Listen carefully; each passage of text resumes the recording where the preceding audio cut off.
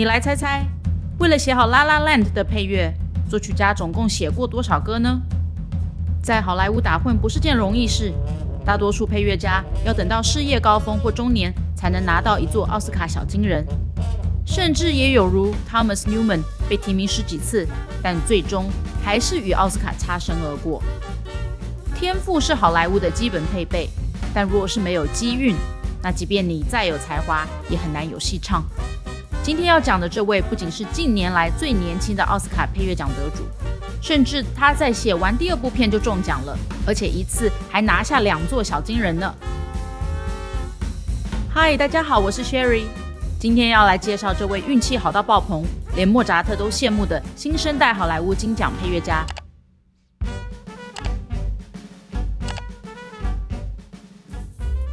贾斯汀·赫维兹出生在加州，爸爸是作家，妈妈是芭蕾舞者，后来变成护士。中学时，他在 Wisconsin 的音乐院上课，天天被巴哈、肖邦、贝多芬的音乐环绕，理当就是一直往音乐院的发展下去。但令人讶异的是，高中毕业后 ，Justin 没有选择音乐院，反而进了哈佛大学。严格说起来 ，Justin 的艺术 DNA 与家族的光环没有其他大师显赫。他也不算是音乐名校毕业的高材生，但是 Justin 却能在刚满31岁就拿下2座奥斯卡奖。他不仅有实力，也真的是运气爆棚。其实他最幸运的就是认识了大学室友 Damien Chazelle， 越来越爱你、La La Land 和晋级鼓手 Whiplash 的金奖导演。在哈佛 ，Justin 和 Damien 简直可以用相见恨晚来形容。Justin 主修音乐，而 Damien 则专攻电影。Damien 原来的梦想是当音乐家打爵士鼓，但在 Princeton 高中被魔鬼老师狂操，而这段过程后来变成电影晋级的鼓手。他才发现其实自己是没有音乐天赋，而改修电影。碰上也是音乐出身的室友 Justin 可谓找到知己，两人一拍即合，惺惺相惜。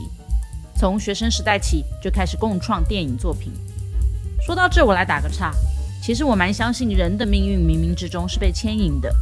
对导演 Damien 而言，他虽然没有音乐天赋，却在哈佛认识了他这生最重要的音乐搭档。而对 Justin 而言， Damien 的电影正好给他发挥天赋的舞台。如果他们2个今天的室友不一样，那也许就不会有 La La Land 和晋级的鼓手这么精彩的电影与音乐了。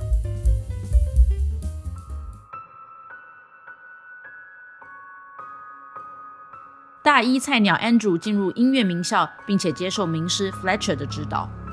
虽然备受老师严格的身心压迫，但是他毫不放弃。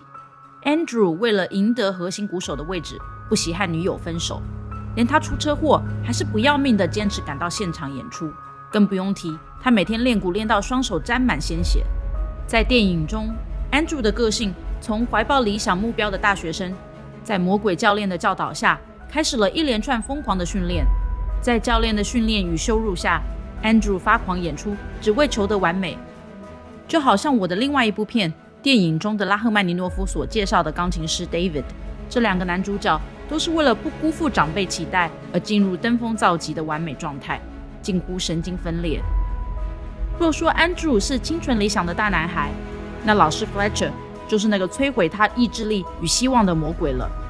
就如同教官和新兵的关系，强势的那一方会逼迫下位者达到一种爆裂的状态。就连老师 Fletcher 的言语暴力都还只是一块小蛋糕，因为他在片中竟然会随手一挥，把一把椅子差一点狠狠地击中同学的脑袋。很多音乐界的朋友看到此幕觉得实在太夸张，但是从印第安纳大学音乐系毕业的我，其实也亲身体验过这样的待遇。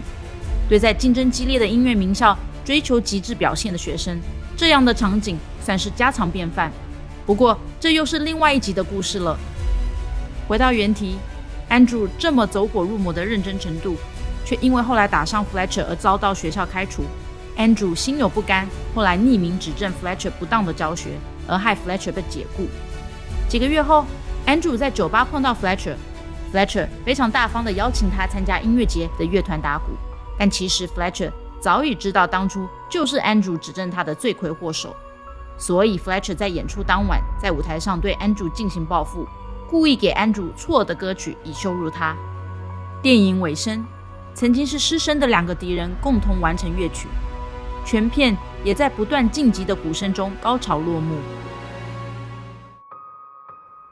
这部根据导演个人的故事，是从18分钟的短片发展成荣获世界各大奖的黑马电影。晋级的鼓手从头到尾都是充满活力的爵士乐。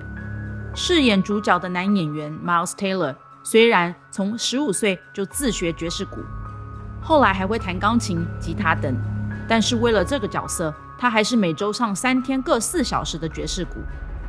而得到奥斯卡最佳男配角的 J.K. Simmons， 年轻时在大学主修声乐，副修作曲与指挥，所以这个卡司是真枪实弹，不是来混的哟。在开拍的前1年，导演 Damien 就和死党作曲家 Justin 讨论所有爵士乐在电影创作的细节。其实2人一开始有考虑过用管弦乐，但后来觉得爵士大乐团风格更适合这部片。为此 Justin 还特别录制了一些单音轨的真实乐器，例如铜管、鼓、钢琴等等，每一次都是一个音符一个音符的录好才后制。这种做法能用乐手做不到的方式堆积与操控音符，所以才能做出放慢节奏。电影大多数的音符都慢到了1/3拍，并产生出爵士大乐队的地狱版，来符合剧情的暗黑色彩。Whiplash 的整个原声带和一般的 Big Band 经典唱盘很不一样，因为作曲家是用数位处理，所以这是带有电子音乐味道的经典爵士。电影主题曲 Whiplash 也是电影原片名，更是选择少见且不对称的7/8拍。片中 Fletcher 一直不断要求 Andrew 打鼓的速度要到 BPM 400 beat per minute。 一般而言 BPM 60就代表每1秒走一个 beat， 所以要达到 BPM 400就等于每分钟要达到400个 beat， 这真的不是能人打的呀。晋级的鼓手有许多的爵士歌曲，但是有2首配乐堪称是整部电影的灵魂，也是刻画主角心路转变的关键曲。第1首是 Whiplash。Whiplash 是已故爵士作曲家 Hank Levy 写的名曲。在电影中，这首歌曲是 Andrew 这位年轻鼓手在电影一开始的形象。年轻，对于自己的音乐生涯充满期望，奔放，急于表现，毛躁等等涉世未深的学生特质。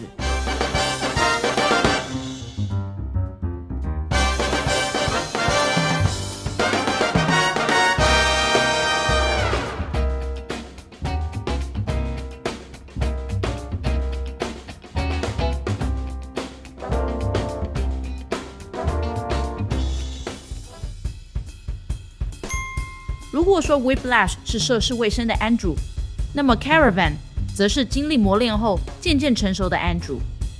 也因此这首歌被安插在最后一幕，成为 Andrew 与老师 Fletcher 的生死大对决。 Andrew 心目中的股神 Buddy Rich 1962年曾演奏过 Caravan， 而在原声带中的 Caravan 就颇有向这位股神致敬的味道。同时为了配合剧情，乐曲劈头就是爵士鼓的 solo。 Andrew 挥舞着鼓棒向 Fletcher 正式宣战， Andrew 攻 Fletcher 守。而在接近乐曲的尾声，那狂风暴雨般的鼓点其实已经接近 Whiplash 的字面意义，边打一边又一边抽在所有的角色以及镜头之外的观影者的心上。 Andrew 对于打鼓的热情与投入凌驾于肉体之上，而老师 Fletcher 似乎也动了爱才之心。结尾他们2个不可思议的交织成鼓手与魔鬼教师的和解乐章，全片在鼓声最激昂的高潮中落幕。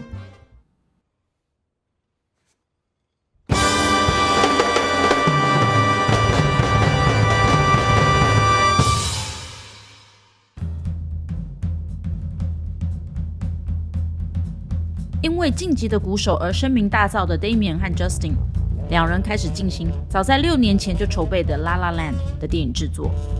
La La Land 不仅在全球获奖无数，包括单部电影得到最多的金球奖纪录7座，还拿下了6座奥斯卡小金人，包含最佳女主角、最佳导演、最佳电影原声带和最佳电影歌曲。其实电影的故事蛮简单，主要叙述一对在好莱坞发展追梦的情侣 Sebastian 和 Mia。Sebastian 想要开一间爵士酒吧，而 Mia 则想要成为演员，但因为现实的残酷而粉碎了两个人的理想。最后，男女主角不得不离开彼此，而各自去追梦。多年后，他们重逢，都已经功成名就，完成了当年的事业心愿。但是在最后的相望中，他们知道彼此都无法忘怀曾经的挚爱。就是因为剧情单纯， La La Land 在拍摄手法与音乐的发挥才特别吸睛。首先，电影以很多特别设计过的画面向经典片致敬，例如《西城故事》、大家都说我爱你、万花嬉春等。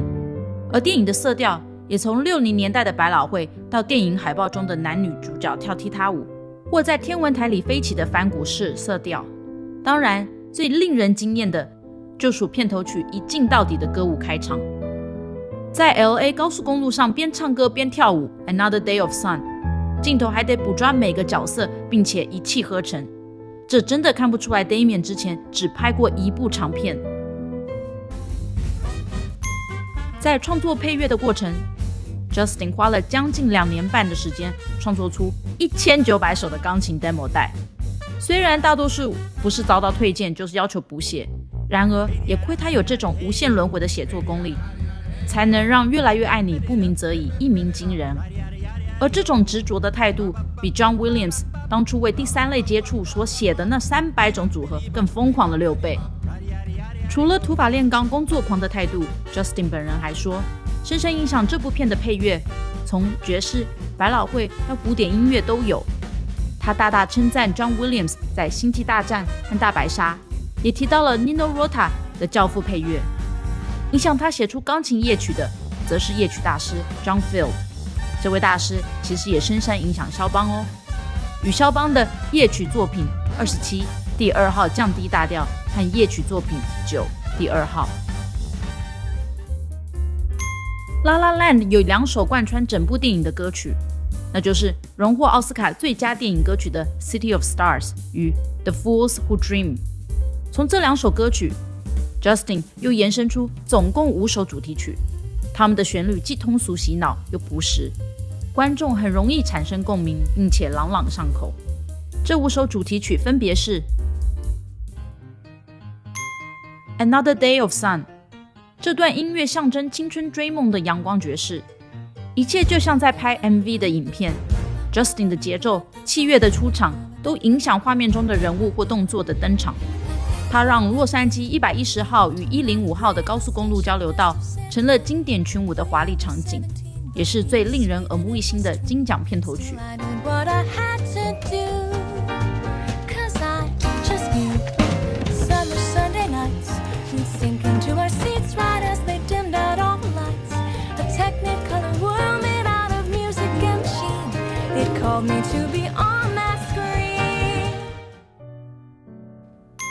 第2首是 Mia and Sebastian's Theme， 其实这是我个人最喜欢的音乐，尤其在片尾，当这段音乐重现时，男女主角各自功成名就，有着美满家庭与事业，但是导演刻意再把这一首曲子放在片尾，做一个如果当初我们在一起的版本，逼着观众掉泪又惆怅人生的现实选择。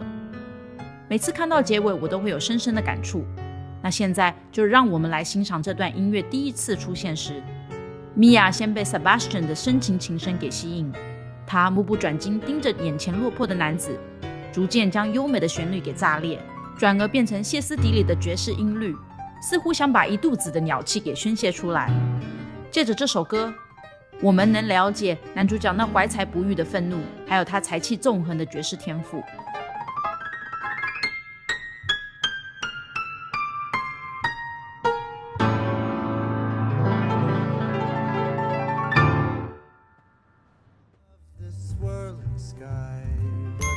A Lovely Night 是电影海报男女2人轻盈共舞的画面，他们当时就是唱着 A Lovely Night。 所谓迷人的荧幕化学变化，就是从此刻伴随着 Justin 浪漫爵士的悦耳旋律。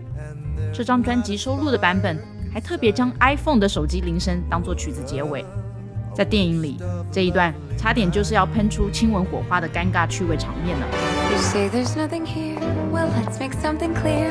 I think I'll be the one to make that call. What's your call? And though you look so cute in your polyester suit, It's wool. You're right. I'd never fall for you at all.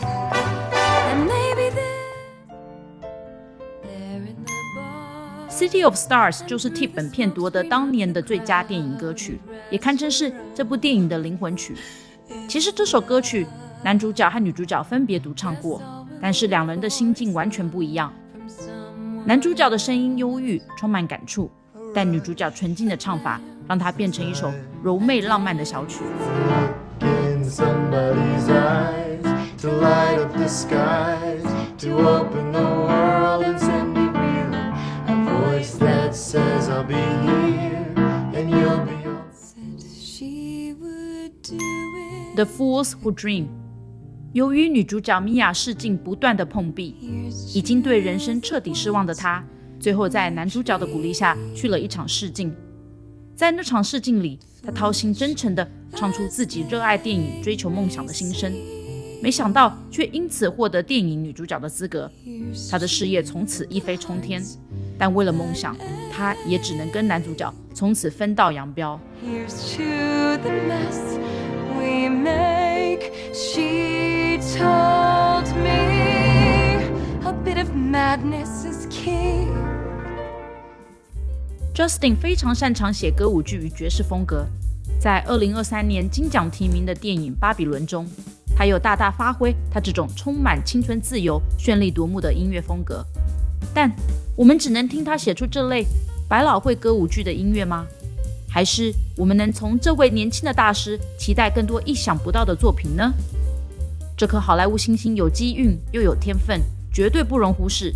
那就让我们拭目以待吧。